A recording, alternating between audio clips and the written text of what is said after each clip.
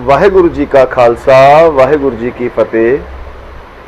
अज आप जी के सामने आने का एक बहुत वड्डा कारण है कि अज आप जी के नाल असी कुछ बहुत ज़्यादा इंपॉर्टेंट गल्लां लैके आए हैं आप जी के सामने। पहले बहुत सारे सवाल पूछे जाते हैं कि सिक्खी अवेयरनेस एंड वैलफेयर सोसाइटी की है, तो अज कुछ विचारों के अंदर असी अपनी सोसाइटी बारे प्रोग्राम बारे ते अज दे जिहड़े हालात ने जिहदे उत्ते सानू बहुत ज़्यादा डिस्कशन करन दी और बहुत ज़्यादा तवज्जो देने की लोड़ है, उन्हां बारे कुछ गल्लां करांगे।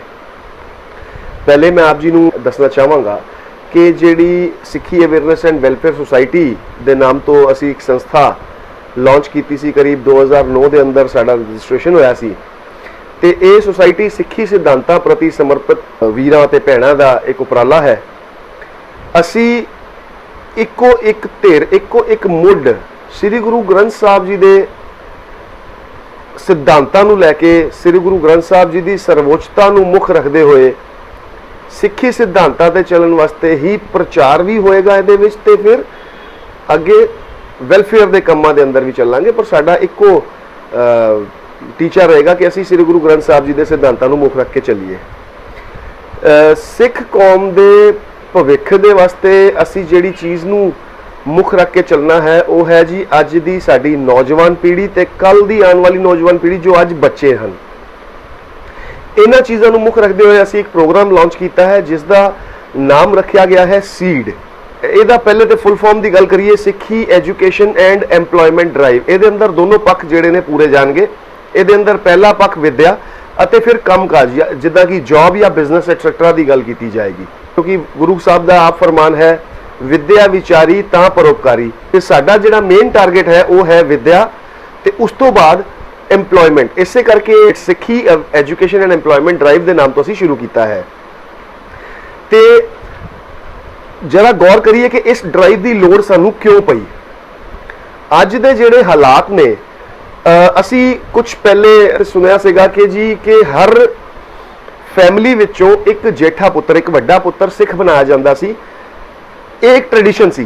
ते अज जिहड़ी असी मुहिम शुरू की है उहदे अंडर असी हर सिख फैमिली चों जाके एक तरह नाल मंगदे आ कि अपने फैमिली दे विचों घट्टो घट्ट एक बच्चा जिहड़ा है एजुकेटेड अच्छे लैवल ते लाकि doctor engineer IPS officer IAS officer IFS इहो ਜਿਹੇ ਵੱਡੇ ਕਿੱਤਿਆਂ ਵਿੱਚ पाया जाए ताकि सिखा की एक होंद पता लगे। कि आप जी इस गल तो इस फैक्ट तो जानू हो 100 सिखां के बच्चों 10वीं तक किन्ने पढ़े हुए हैं? सिर्फ 20। सिखां के 100 बच्चों 12वीं तक किन्ने पढ़े हैं? सिर्फ 5। यह हो गई साडे घरां दी गल। ते गल करिए कित्तियां दी, मान लो हर साल 1000 सिविल सर्विसेज की भर्ती होंदी है, ਉਹਦੇ ਵਿੱਚ सिर्फ एक सिख बच्चा ਹੁੰਦਾ है। या हर साल अगर 10,000 वकील बन के निकलते हैं तो किन्ने सिख होंगे ने? सिर्फ 1 लाख डॉक्टर अगर हर साल निकल रहा है पूरे वर्ल्ड ओवर तो ਉਹਦੇ ਵਿੱਚ सिख किन्ने ने? सिर्फ 10। अगर असी अनुपात भी लैके चलीए कि असी 2% अपने आप को कहांदे हैं आबादी का, तो अगर उस अनुपात के हिसाब नाल अगर 1 लाख डॉक्टर ने तो घट्टो घट्ट 2000 सिख बच्चे तो डॉक्टर बनन ना। सही 1% ही गल कर लीए, बाकियां दा की होंदा है? क्यों नहीं आ पाते इस चीज़ के अंदर? असी वेख्या है कि 3 तरीके के लोग सानू मिलते हैं। एक श्रेणी वो आती है जिहड़ी कि अपने बच्चों को पढ़ा सकन लायक उन्हां कोल फंड्स हैगे ने पर काउंसलिंग नहीं हैगी। उन्हां नाल गल कीती जाए तो कहंदे ने जी सानू तो अपने कामां तो वेल नहीं हैगी, बच्चे वाल ध्यान कौन देगा। दूसरी श्रेणी उदां दी आंदी है सेम इहदे नाल दी मिलदी जुलदी, जिहड़ी कहंदी है हाँ मेरे कोल बच्चों वास्ते फंड्स है और मैं कुछ होर भी दे सकदा वां। तीसरी श्रेणी वो है जिहड़े चाहते हैं कि उन्होंने बच्चे कुछ कर सकन और उन्होंने कोल कुछ टाइम भी है, क्योंकि इदां दे छोटे किते या जॉबां दे अंदर हैगे ने कि उन्होंने कोल टाइम भी है पर उन्होंने कोल पैसा नहीं है।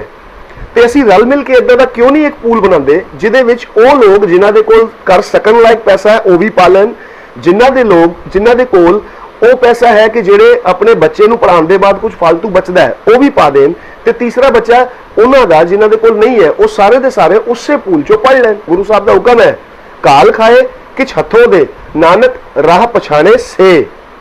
ये हुण राह की पछाण सानू किवें पता लगेगी?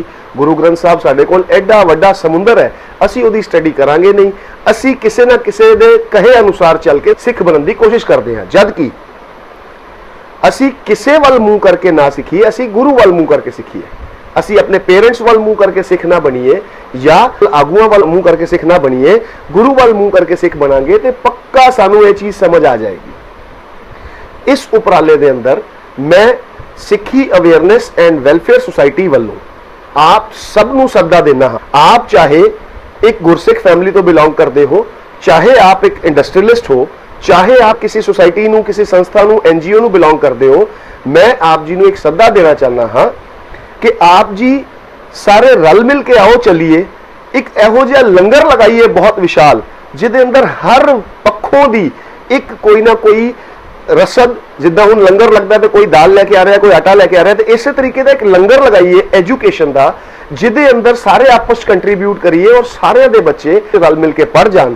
ਤੇ ਉਸ ਤੋਂ ਅੱਗੇ ਚੱਲਦੇ ਹੋਏ ਮੈਂ ਇੰਡਸਟਰੀਅਲਿਸਟ ਔਰ ਬਿਜ਼ਨਸ ਹਾਊਸਸ ਜਿਹੜੇ ਸਿੱਖਾਂ ਦੇ ਨੇ ਉਹਨਾਂ ਨੂੰ ਅਪੀਲ ਕਰਨਾ ਚਾਹੁੰਦਾ ਵਾਂ ਕਿ ਇਹੋ ਜਿਹੇ ਜਿਹੜੇ ਸਿੱਖ ਬੱਚੇ ਪੜ੍ਹ ਕੇ ਅੱਗੇ ਆ ਰਹੇ ਨੇ, ਉਹਨਾਂ ਨੇ ਆਪਣੀ ਮਿਹਨਤਾਂ ਦੇ ਨਾਲ ਡਿਗਰੀਆਂ ਹਾਸਿਲ ਕੀਤੀਆਂ ਨੇ ਤੇ ਉਹ ਵੀ ਵਿਹਲੇ ਨਾ ਘੁੰਮਦੇ ਰਹਿਣ। ਤੁਸੀਂ ਆਓ, ਅੱਗੇ ਵਧੋ, ਆਓ ਸਾਰੇ ਰਲ ਮਿਲ ਕੇ ਕੁਝ ਇਹੋ ਜਿਹਾ ਕਰੀਏ ਕਿ ਜਿਹਦੇ ਨਾਲ ਸਾਰਿਆਂ ਦੇ ਘਰ ਦੇ ਅੰਦਰ ਰੋਟੀ ਤੇ ਸਾਰਿਆਂ ਦੇ ਘਰ ਦੇ ਅੰਦਰ ਸਿੱਖਿਆ ਪਹੁੰਚੇਗੀ। ਇਸ ਰਾਹ ਨੂੰ ਸਾਨੂੰ ਪਛਾਣਨ ਨੂੰ ਔਰ ਉਸ ਤੇ ਚੱਲਣ ਦੇ ਉੱਤੇ ਸਾਨੂੰ ਕੋਈ ਵੀ ਕਠਿਨਾਈ ਨਹੀਂ ਆਏਗੀ। ਤੁਸੀਂ ਇਸੇ ਵੈਬ ਪੇਜ ਦੇ ਉੱਤੇ ਅਵੇਲੇਬਲ ਜਿਹੜੀ ਸਾਡੀ ਕੰਟੈਕਟ ਇਨਫੋਰਮੇਸ਼ਨ ਹੈ ਉਹਦੇ ਰਾਹੀਂ ਸਾਡੇ ਨਾਲ ਜੁੜ ਸਕਦੇ ਹੋ। ਸਾਨੂੰ ਕੰਟੈਕਟ ਕਰੋ ਆਪਣੇ ਵਿਚਾਰ ਅਤੇ ਸੁਝਾਅ ਕਿ ਅਸੀਂ ਇਸ ਡਰਾਈਵ ਨੂੰ, ਸਿੱਖੀ ਐਜੂਕੇਸ਼ਨ ਐਂਡ ਐਮਪਲੋਇਮੈਂਟ ਡਰਾਈਵ ਨੂੰ ਹੋਰ ਸੁਚੱਜੇ ਤਰੀਕੇ ਨਾਲ ਕਿੱਦਾਂ ਚਲਾ ਸਕੀਏ। ਤੁਹਾਡੇ ਵਿਚਾਰਾਂ ਦੀ ਸਾਨੂੰ ਬਹੁਤ ਲੋੜ ਹੈ ਤੇ ਅਸੀਂ ਉਡੀਕ 'ਚ ਰਹਾਂਗੇ। ਆਸ ਕਰਦੇ ਹਾਂ ਕਿ ਤੁਹਾਡੇ ਵਿਚਾਰ ਸਾਨੂੰ ਬਹੁਤ ਜਲਦੀ ਮਿਲਣ ਲੱਗ ਜਾਣਗੇ। ਫਿਰ ਦੁਬਾਰਾ ਤੁਹਾਡੇ ਸਾਹਮਣੇ ਹੋਰ ਗੱਲਾਂ ਵਾਸਤੇ ਪੇਸ਼ ਹੋਵਾਂਗਾ, ਤੁਹਾਡੇ ਸਵਾਲਾਂ ਦੇ ਜਵਾਬ ਲੈ ਕੇ ਪੇਸ਼ ਹੋਵਾਂਗਾ। ਇੰਨੇ ਸ਼ਬਦ ਕੇ ਦੁਆਰਾ ਮਾਫੀ ਦਾ ਜਾਚਕ। ਵਾਹਿਗੁਰੂ ਜੀ ਕਾ ਖਾਲਸਾ, ਵਾਹਿਗੁਰੂ ਜੀ ਕੀ ਫਤਿਹ।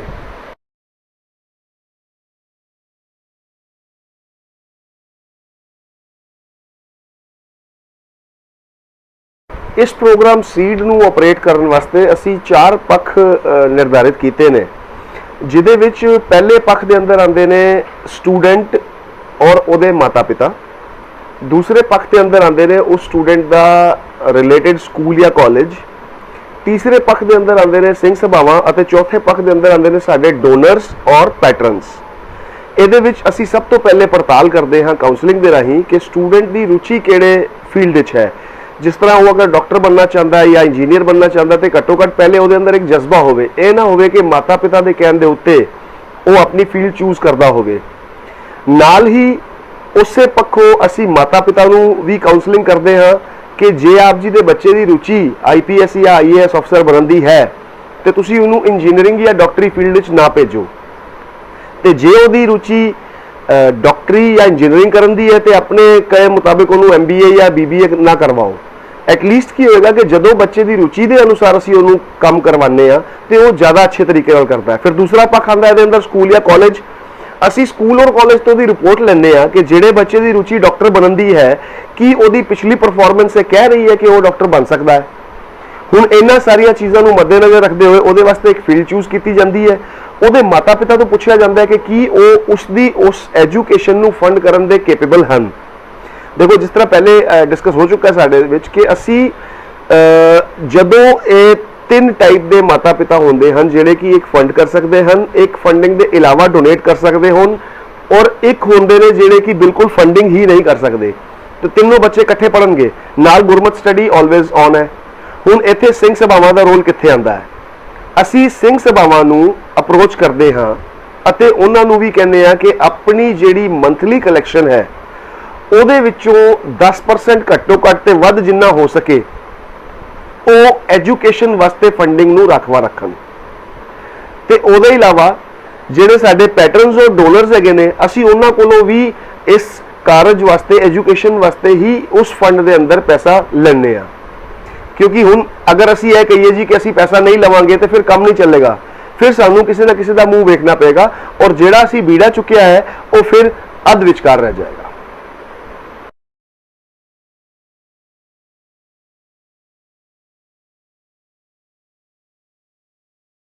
ਸਿੰਘ ਸਭਾਵਾਂ ਤੋਂ ਅਸੀਂ ਮਦਦ ਲੈਣ ਦਾ ਇੱਕ ਤਰੀਕਾ ਬਹੁਤ ਵਧੀਆ ਲਿਆ ਹੈ ਕਿ ਉਹਨਾਂ ਦੇ ਕੋਲ ਜਗ੍ਹਾ ਵੀ ਹੈ ਤੇ ਉਹਨਾਂ ਦੇ ਕੋਲ ਮੰਥਲੀ ਡੋਨੇਸ਼ਨਸ ਵੀ ਹੈ। ਸਿੰਘ ਸਭਾਵਾਂ ਦੇ ਅੰਦਰ ਅਸੀਂ ਉਹਨਾਂ ਨੂੰ ਅਪੀਲ ਕਰਦੇ ਹਾਂ, ਸਿੰਘ ਸਭਾਵਾਂ ਦੇ ਜਿਹੜੇ ਪ੍ਰਬੰਧਕ ਸੱਜਣ ਹਨ कि अपनी ਜਿਹੜੀ ਵੀ ਬਿਲਡਿੰਗ ਪ੍ਰੈਮਿਸਿਸ ਗੁਰਦੁਆਰਾ ਹੋ ਗਿਆ ਜਾਂ ਜਿਸ ਤਰ੍ਹਾਂ ਕਈ ਜਗ੍ਹਾ ਵੇਖਿਆ ਜਾਂਦਾ ਹੈ ਕਿ ਲੰਗਰ ਹਾਲ ਵੀ ਹੁੰਦੇ ਨੇ ਜਿਹੜੇ ਕਿ ਕਿਸੇ ਖਾਸ ਮੌਕੇ ਪ੍ਰੋਗਰਾਮ ਦੇ ਇਲਾਵਾ ਸਿਰਫ ਵਿਹਲੇ ਪਏ ਰਹਿੰਦੇ ਨੇ। ਅਸੀਂ ਕਹਿੰਦੇ ਆ ਕਿ ਅਸੀਂ ਕਿਉਂ ਨਾ ਉੱਥੇ ਕਾਉਂਸਲਿੰਗ ਸੈਸ਼ਨਸ ਕਰੀਏ, ਉੱਥੇ ਹੀ ਅਸੀਂ ਟਿਊਸ਼ਨ ਕਲਾਸਿਸ ਰੱਖੀਏ ਉਹੋ ਜਿਹੇ ਬੱਚਿਆਂ ਵਾਸਤੇ ਜਿਹੜੇ ਕਿ ਵੱਡੀ ਵੱਡੀ ਟਿਊਸ਼ਨ ਸੋਰਸਿਸ ਦੇ ਅੰਦਰ ਨਹੀਂ ਜਾਂਦੇ, ਤੇ ਉਹਨਾਂ ਦੀ ਫੰਡਿੰਗ ਵਾਸਤੇ ਅਸੀਂ ਸਿੰਘ ਸਭਾਵਾਂ ਨੂੰ ਕਹਿੰਦੇ ਆ ਜਿਸ ਤਰ੍ਹਾਂ ਕਿ 10% ਜਾਂ ਵੱਧ ਆਪਣੀ ਮੰਥਲੀ ਕਲੈਕਸ਼ਨ ਦਾ ਇੱਕ ਐਜੂਕੇਸ਼ਨ ਵਾਸਤੇ ਹੀ ਫੰਡ ਰੱਖਿਆ ਜਾਵੇ, ਜਿਹਦੇ ਵਿੱਚੋਂ ਉਹਨਾਂ ਬੱਚਿਆਂ ਵਾਸਤੇ ਫੰਡਿੰਗ ਕਰਕੇ ਟੀਚਰ ਅਰੇਂਜ ਕੀਤੇ ਜਾਣ ਜਿਹੜੇ ਕਿ ਵੱਡੀਆਂ ਵੱਡੀਆਂ ਟਿਊਸ਼ਨ ਇੰਸਟੀਟਿਊਸ਼ਨਸ ਦੇ ਅੰਦਰ ਨਹੀਂ ਜਾ ਸਕਦੇ, ਜਿਹਦੇ ਨਾਲ ਕਿ ਉਹਨਾਂ ਨੂੰ ਸਪੋਰਟ ਮਿਲੇਗੀ ਔਰ ਉਹ ਪੜ੍ਹ ਲਿਖ ਕੇ ਇਸ ਏਬਲ ਬਣਨਗੇ ਕਿ ਉਹ ਆਪਣੇ ਜ਼ਿੰਦਗੀ ਦਾ ਅਗਲਾ ਜਿਹੜਾ ਵੀ ਉਹਨਾਂ ਨੇ ਮੋੜ ਚੁਣਿਆ ਹੈ ਉਹਦੇ ਉੱਤੇ ਸਹੀ ਤਰੀਕੇ ਨਾਲ ਸੁਚੱਜੇ ਤਰੀਕੇ ਨਾਲ ਚੱਲ ਪਾਣ।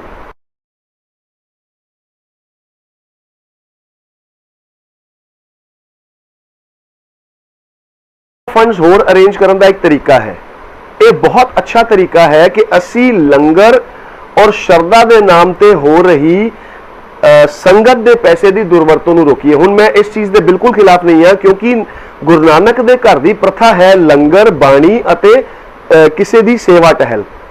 हुण उस सेवा टहल के अंडर कई जगह ते असी देखा कि डिस्पेंसरीज का इंतजाम भी हैगा ते कोचिंग क्लासेस भी चल रही ने, पर बहुत सारी थावां ते यह वेख्या गया है कि होमे दे अंडर आके असी एक दूसरे नूं वेख के ही कि अगर उन्हें जी 100 क्विंटल आटे का लंगर लाया सीगा ते मैं 200 क्विंटल का लावां या 200 किलो का लावां, ते उन्हें 100 पैसे का लंगर लाया सीगा ते मैं उस तो वध लावां। असी इस होमे नूं मार के, क्योंकि वेख्या गया है कि लंगर जब तक गुरुद्वारे के प्रैमिसिस च या अगर किते बाहर भी करना पैंदा है तो लिमिट च रहे तो ज़्यादा वधिया है।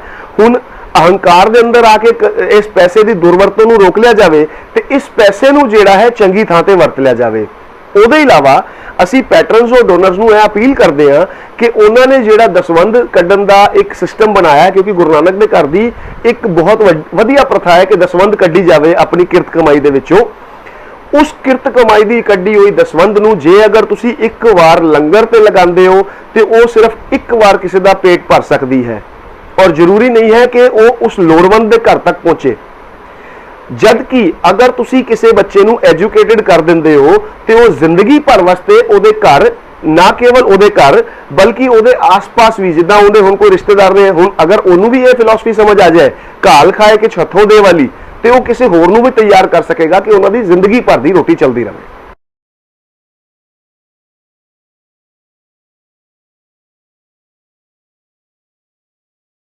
साडे इस प्रोग्राम सीड दे अंदर उन्हां बच्चों वास्ते भी है कुछ, जिस तरह कई बच्चे ने जेडे कि अपनी उम्र का वो पड़ाव लंघ चुके ने और वो कोई चीज़ डिसाइड नहीं कर पाए और वो अज तक घर वेट कर रहे हैं। मान लो किसी के दिमाग के अंदर कोई क्रिएटिव थॉट रहिंदी है, असी उन्हां बच्चों वास्ते कुछ छोटे छोटे कंप्यूटर इंस्टीट्यूट्स टाइप बनावांगे जिहदे अंदर उन्होंने कुछ क्रिएटिव काम सिखावांगे। हुण इहदे वास्ते भी सानू संगत की बहुत लोड़ रहेगी। असी पिछले दिन ही एक अपील जारी की सी कि आप जी एक कंप्यूटर डोनेट करो। कोई बंदा अगर किसी को कोई वैकेंट स्पेस पई है, नहीं तो गुरुद्वारियां दे अंदर वैकेंट स्पेस है, लंगर हॉलों च वैकेंट स्पेस है, असी उन्हों यूज करांगे। उत्थे छोटे छोटे हर एरिया वाइज कंप्यूटर सेंटर बनाए जाएंगे जिहदे अंदर बच्चे नूं कंप्यूटर सीखण दी नॉलेज दी जाएगी अते उन्होंने ही फिर दोबारा हुण कंप्यूटर के नाल रिलेटेड कई चीज़ां होंदियां ने, किसी नूं अकाउंट्स की नॉलेज आ जाएगी, किसी नूं कुछ ग्राफिक्स की नॉलेज आ जाएगी, किसी नूं कुछ वीडियो एडिटिंग की नॉलेज आ जाएगी। फिर असी इलाके के अंदर रहने वाले लोगों को अपील करांगे कि उन्होंने थोड़े थोड़े छोटे छोटे काम दे के और उन्हों का रोजगार का जरिया भी बनाया जाए। इस तरीके नाल असी उन्होंने लोगों की मदद कर सकते हैं जिहड़े अपनी उम्र का वो पड़ाव कढ़ चुके हैं जिहदे अंदर कि वो फील्ड चूज कर सकते सी।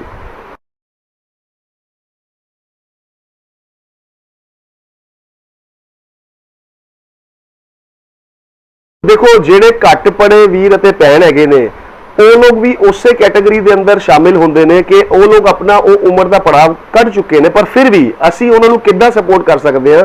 मन लो मेरे ऑफिस के अंदर रोज का एक जार पानी का लगता है जिहड़ा कि मैं किसी कंपनी किनले या बिस्लरी तो लेना मैनू 70 तो 80 रुपए का पैंदा है।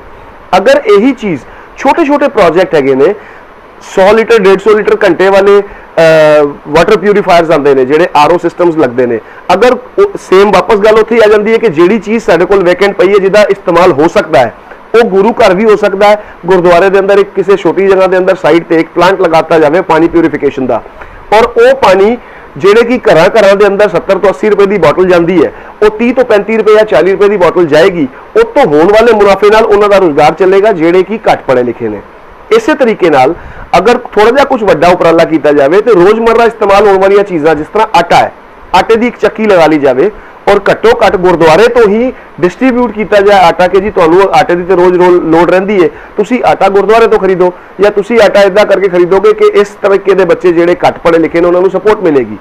ਉਹਦੇ ਇਲਾਵਾ ਅਸੀਂ ਹੋਰ ਚੀਜ਼ਾਂ, ਜਿਸ ਤਰ੍ਹਾਂ ਚਾਹ ਦੀ ਪੱਤੀ ਹੈਗੀ ਹੈ, ਚਾਹ ਦੀ ਪੱਤੀ ਹਰ ਘਰ ਦੇ ਅੰਦਰ ਲੱਗਦੀ ਹੈ, ਜੇ ਅਗਰ ਵੱਡੇ ਬੈਗ ਖਰੀਦ ਕੇ ਉਹਨਾਂ ਦੀ ਛੋਟੀ ਪੈਕਿੰਗ ਕਰਤੀ ਜਾਏ ਕਿਸੇ ਇੱਕ ਛੋਟੇ ਜਿਹੇ ਨਾਮ ਦੇ ਅੰਡਰ, ਉਹਨੂੰ ਅਸੀਂ ਡਿਸਟ੍ਰੀਬਿਊਟ ਕਰੀਏ, ਦਾਲਾਂ ਲਿਆ ਕੇ ਹੋਲਸੇਲ ਦੇ ਅੰਦਰ ਉਹਨਾਂ ਨੂੰ ਸਫਾਈ ਕਰਕੇ ਅਸੀਂ ਅੱਛੀ ਤਰੀਕੇ ਨਾਲ ਪੈਕਿੰਗ ਕਰਕੇ, ਦੇਖੋ ਗੁਰਦੁਆਰਾ ਸਿਰਫ ਇੱਕ ਸੱਚੀ ਮੁੱਚੀ ਕੋਈ ਪੂਜਾ ਦਾ ਸਥਾਨ ਨਹੀਂ ਬਣਾਇਆ ਸੀ ਗੁਰੂ ਸਾਹਿਬਾਂ ਨੇ, ਉਹ ਬਣਾਇਆ ਸੀਗਾ ਕਿ ਇੱਕ ਆਸਰਾ, ਸਪੋਰਟ।